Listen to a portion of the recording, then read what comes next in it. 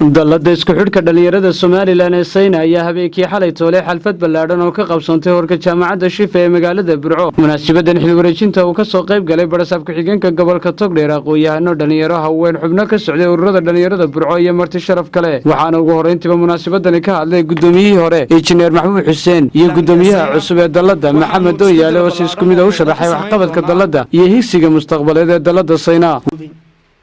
dallada Sayna waxaa ku midoobay oo xoogooda maskaxdooda aqoontooda iyo waqtigoodaba iskugu geeyay dhalinyaro u dhalatay Soomaaliland oo joogta gobol kasta degmo kasta tuulo kasta iyo xaafad kasta oo Soomaaliland ka tirsan dhalinyarada noocaas ayaa ku midoobay dallada isku xidhka iyo wacyigelinta Sayna muxuu yahay hadaba hadafka Sayna ay leedahay urur kasta ayaa ama dallad kasta ama NGO kasta hadaf ay leedahay hadafka dallada Sayna ay leedahay muxuu hadafka ugu weyn ee Sayna waxa weeyaan waa sidii loo heli lahaa dhalinyaro isku fikir ah isku hadaf ah oo u heelan horumarinta iyo dhaqaajinta dalkooda hooyo mulka dawladda heer gobol iyo heer qaranba sida hufnaanta wada shaqaynta ay ku dheehan tahay ay markasta noo garab taagan yihiin waxaanan ka codsanaynaa mas'uuliyiinta sharafta leh inay ilgaara ku eegaan waxqabadka iyo dadaalka dhalinyarada Sayna ugu jirto horumarka dalka iyo dadka muddo ka badan 7 sano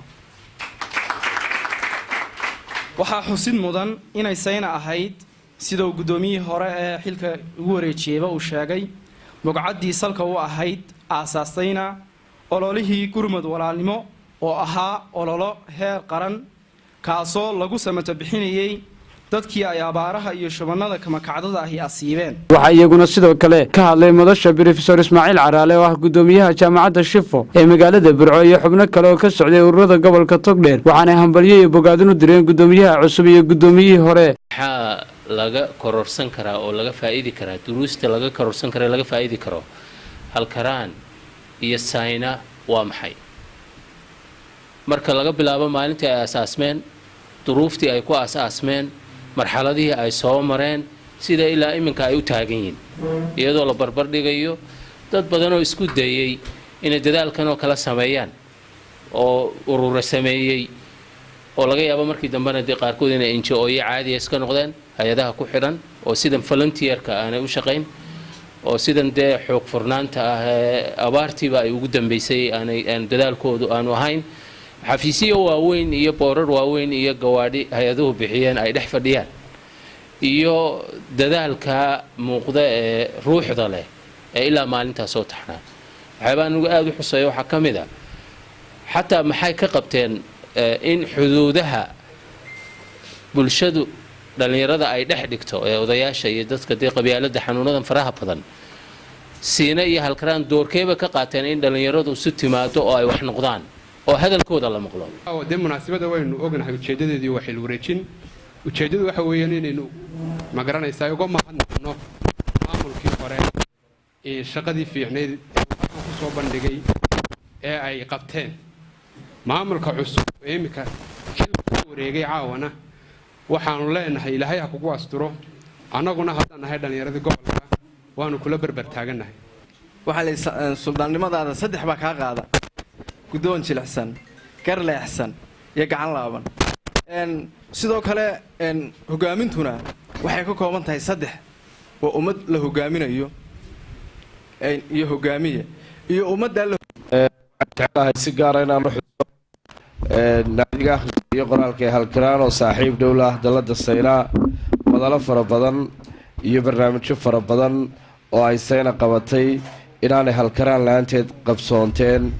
halkaraan markaa intaa waan u sheegayaayo ugu dambeyntiina waxaa madasha soo afmeeray xilkana u kala wareejiyay labada gudoomiye barasab ku-xigeenka gobolka Togdheer Maxamed Daljir